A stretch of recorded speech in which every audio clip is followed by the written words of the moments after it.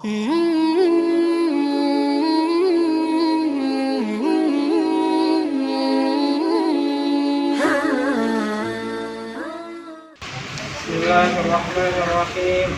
Assalamualaikum warahmatullahi wabarakatuh. Waalaikumsalam warahmatullahi wabarakatuh.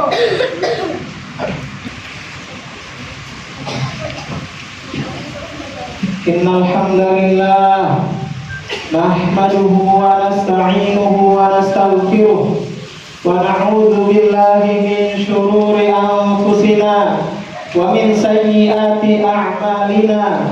Man yahdihillahu fala mudilla lahu wa man yudlilhu fala hadiyalah. Asyhadu an la ilaha illallah wahdahu la syarika lah wa asyhadu anna Muhammadan 'abduhu wa rasuluhu la nabiyya wa la rasula ba'dah. Allahumma shalli wa sallim ala hadzal nabiyyil karim Muhammadin sallallahu alaihi wasallam wa ala alihi wa ashabihi wa man tabi'ahum bi ihsanin ila yaumiddin. Amma ba'd. Usikum wa nafsi bitaqwallahi faqad fazal muttaqun. Hadirin jamaah salat Jumat yang dimuliakan oleh Allah Subhanahu wa taala, berdirinya khatib pada kesempatan kali ini bertujuan untuk memberikan nasihat pada diri pribadi dan semoga bermanfaat untuk jamaah sekalian.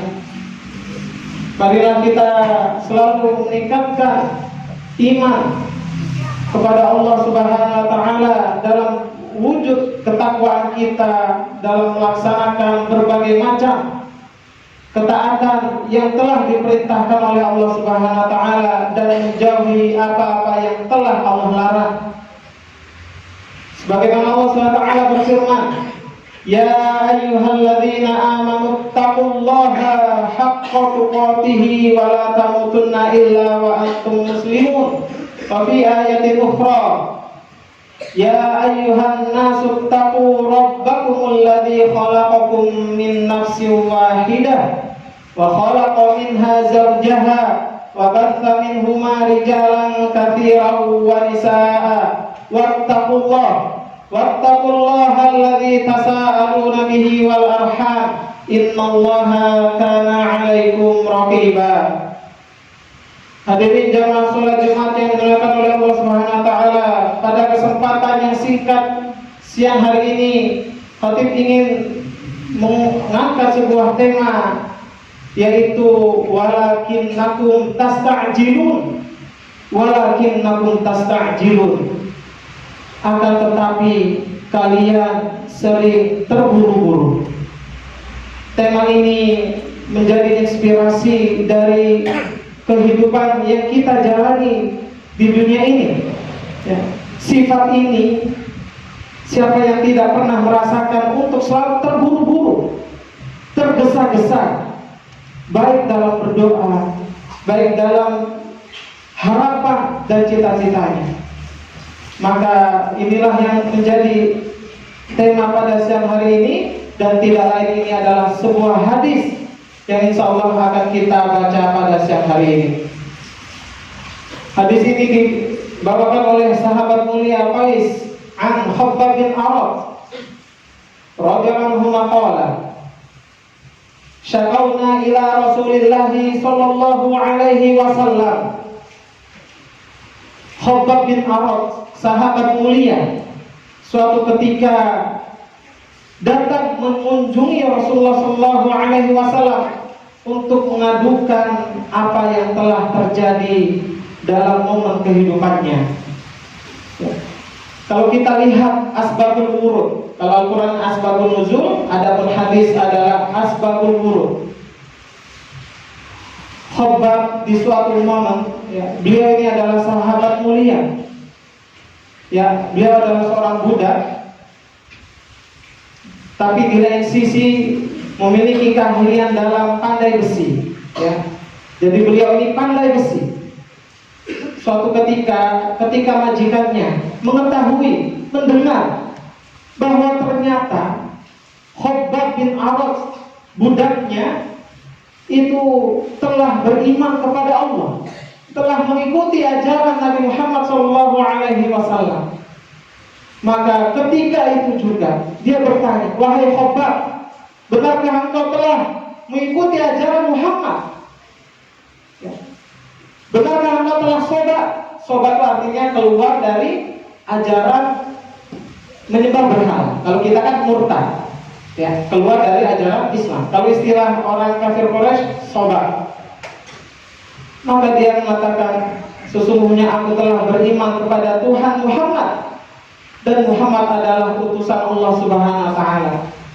Tahukah kita sekalian dalam kisah dari ucapan sedikit itu, ternyata seketika majikannya mengambil panggangan besi. Kita tahu ya, kalau membuat pedang atau peralatan dari besi itu kan ada pemanasnya. Itu ditaruh di api sampai besinya itu menyala. Besi itu kan kalau dipanaskan lama-lama menyala ya. Itu ditempelkan di tubuh Khabbab bin Arat. Bayangkan. Ya. Maka sebab itulah beliau datang kepada kekasihnya Nabi Muhammad SAW, ingin mengadu, meminta doa dan mengokohkan jiwanya. Maka dalam lanjutan hadisnya, wa huwa tawassilun burdatan lahu fi dhillil Ka'bah, dan ketika itu Rasulullah SAW sedang berada di bawah naungan Ka'bah. Maka Khabbab berkata, ala tastansiru lana, ala tad'u lana, ya Rasulullah, tidakkah engkau meminta pertolongan kepada Allah untuk kami? Ya Rasulullah, tidakkah engkau berdoa untuk kami? Maka menjadi inspirasi di jawaban hadis Rasulullah SAW berikutnya. Rasulullah SAW, kalau kita tahu, itu sampai diabadikan di Al-Quran, dan kita baca tiap hari di surat At-Taubah ayat 128. Laqad kana lakum fi Rasulillahi, laqad ja'akum rusulun min anfusikum azizun 'alaihi ma 'anittum harisun 'alaikum bil mu'minina raufur rahim. Surat At-Taubah ayat 128. Bahwa Rasulullah SAW itu ya mendengar saja, jangan melihat, mendengar saja, mengetahui saja kesulitan-kesulitan yang dialami oleh para sahabat-sahabatnya, itu terasa berat di hati beliau SAW.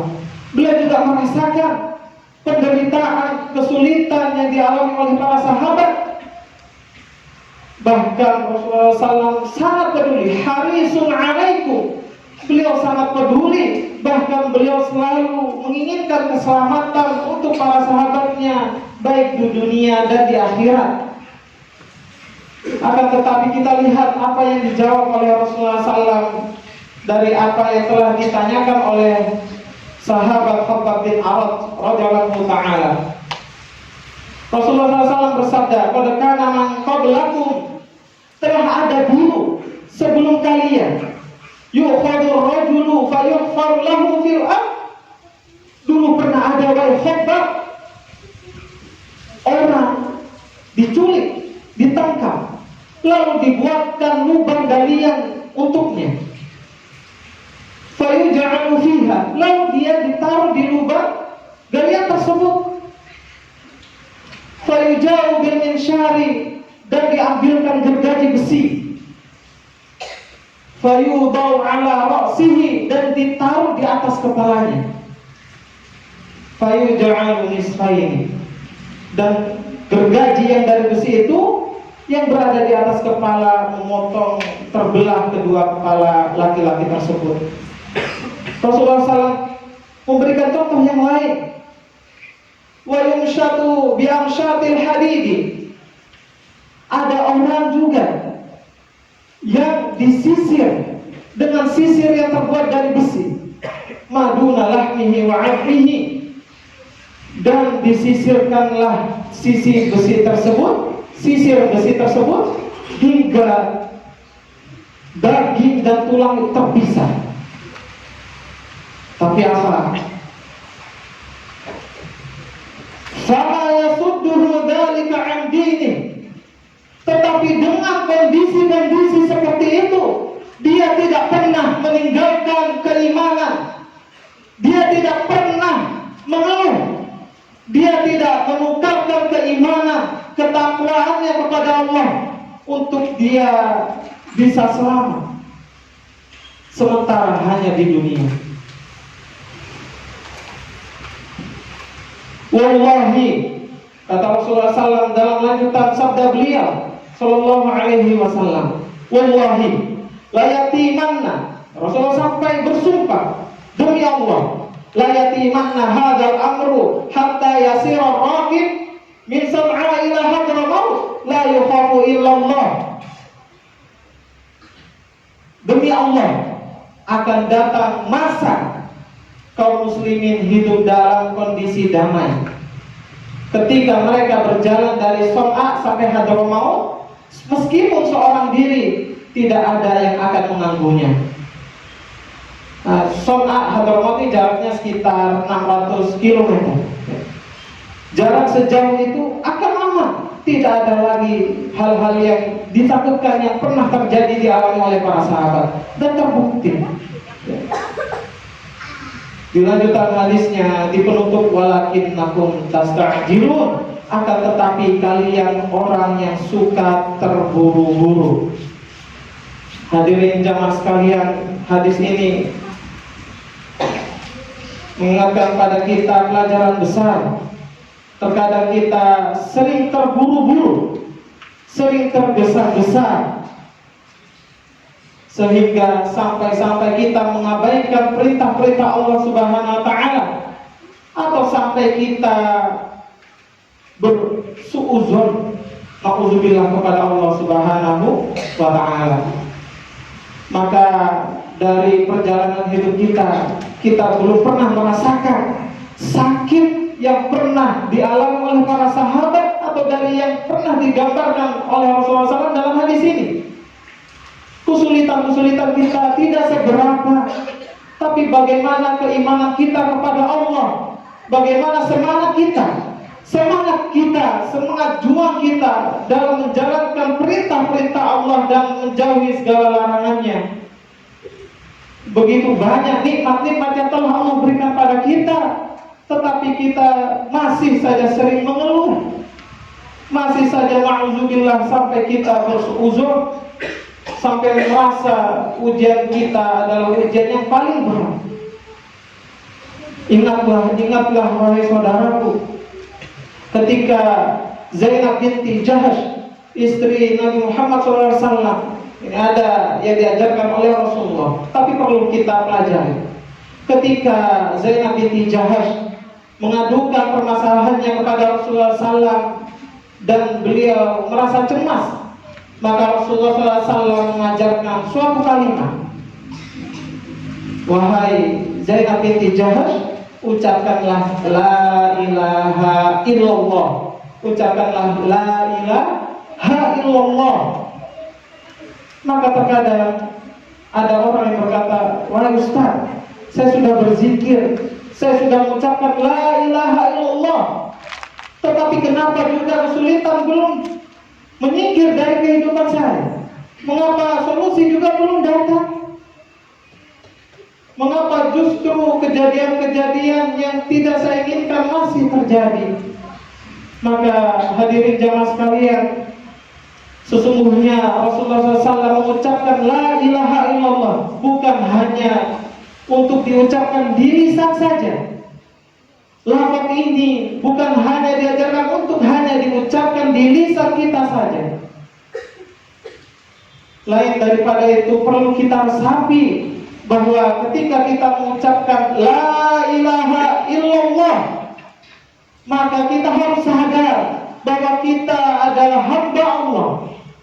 Seorang hamba harusnya selalu taat, selalu ridho, selalu ikhlas dari apa yang telah Allah tetapkan.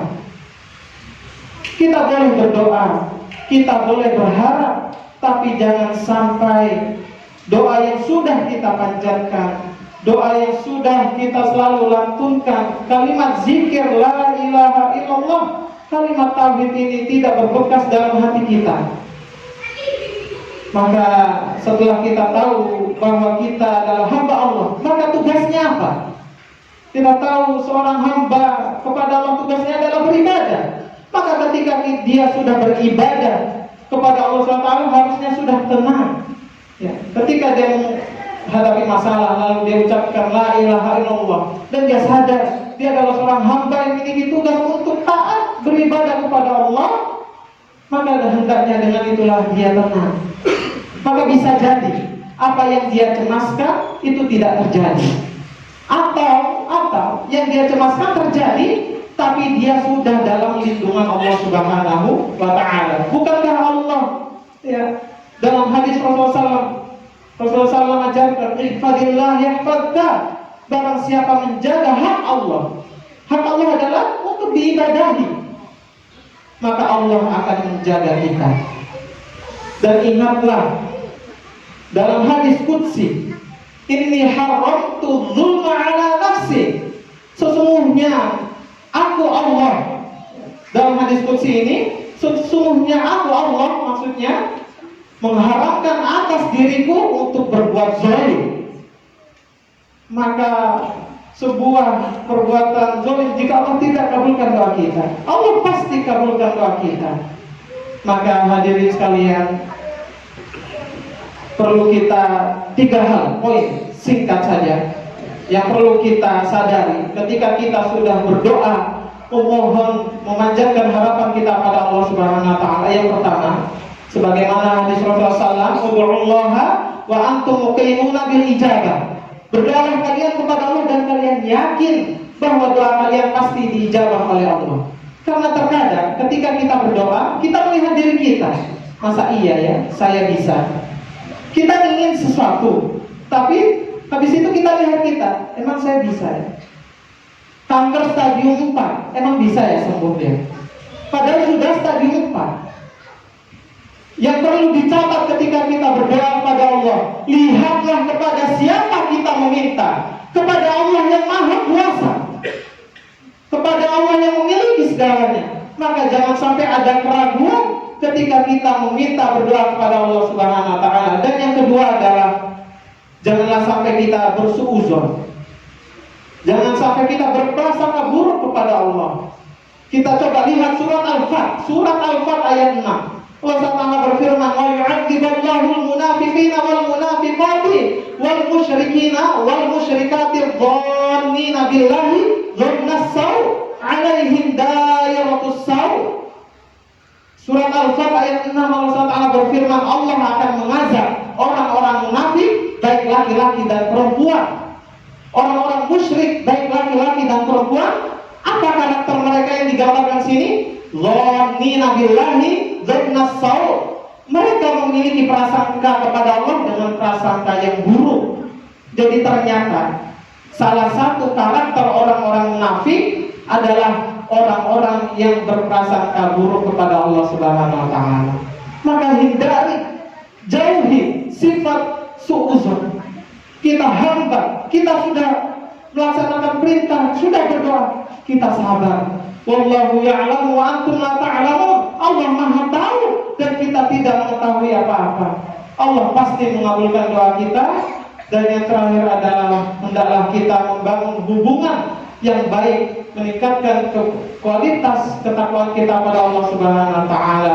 Wa may yattaqillaha yaj'al lahu makhrajan wa yarzuquhu min haitsu la yahtasib. Bertakwalah kalian kepada Allah, maka Allah akan menolong kesulitan-kesulitan kalian, bahkan dari arah yang tidak kita sangka-sangka. Bahkan kesulitan itu kita sudah atur nih, rencana itu untuk mengatasi masalah ini. Ternyata solusinya bukan itu, dari arah yang tidak pernah kita sangka-sangka.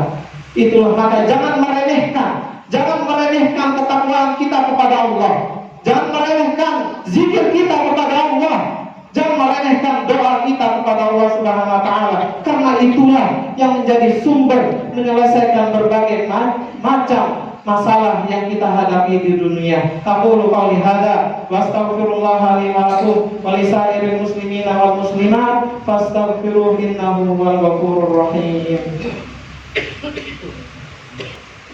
Alhamdulillah wa kafa, assalatu wassalamu ala nabiyyina Mustafa wa ala alihi wa ashabihi ahlus sidqi wal wafa. Asyhadu an la ilaha illallah wa asyhadu anna Muhammadan abduhu wa rasuluhu la nabiyya wa la rasula ba'dah.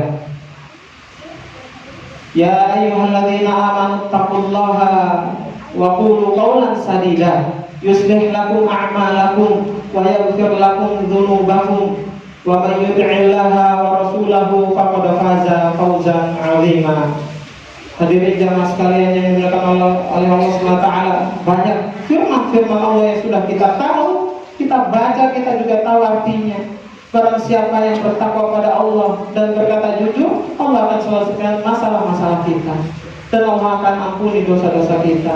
Maka pada khutbah kedua ini, kau mengingatkan diri pribadi, jangan pernah meremehkan ketaatan kita kepada Allah. Jangan pernah meremehkan doa, meskipun dia hanya berupa lisan, tapi terkadang itu yang menjadi solusi dari masalah berat yang kita hadapi. Innallaha wa malaikatahu yusholluna 'alan nabi ya ayyuhalladzina amanu shallu 'alaihi wa sallimu taslima. Allahumma shalli 'ala Muhammad wa 'ala ali Muhammad kama shallaita 'ala Ibrahim wa 'ala ali Ibrahim fil alamin innaka Hamidum Majid. Allahumma ighfir lil muslimina wal muslimat wal mu'minina wal mu'minat al ahya'i minhum wal amwat innaka sami'un qaribun mujibud da'awat ya qadiyal hajat. Ya Allah yang Maha mendengar, ya Allah yang Maha melihat, yang Maha memiliki kekuasaan, berikanlah solusi atas segala permasalahan-permasalahan hidup kami ya Allah. Maafkanlah dosa-dosa kami ya Allah. Ampuni dosa kedua orang tua kami ya Allah. Berikanlah surga-Mu ya Allah untuk kedua orang tua kami ya Allah. Berikanlah kesehatan selalu ya Allah kedua orang tua kami yang masih hidup ya Allah. Kumpulkanlah kembali kami, anak-anak ini, orang tua kami, saudara-saudara kami yang orang-orang kami cintai kelak di surga-Mu ya Allah. Rabbana zalamna anfusana wa illam taghfir lana wa tarhamna lanakunanna minal khasirin.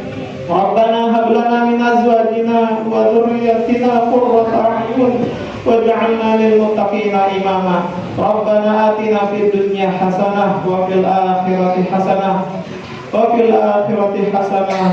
qina adzabannar. Walhamdulillahi rabbil alamin. Innallaha ya'muru bil 'adli wal ihsan wa ita'i dzil qurba wa yanha 'anil fahsya'i wal munkar wal baghi ya'idukum la'allakum tadhakkarun wa la dzikrullahi akbar. Aqimus shalah. Allahu akbar.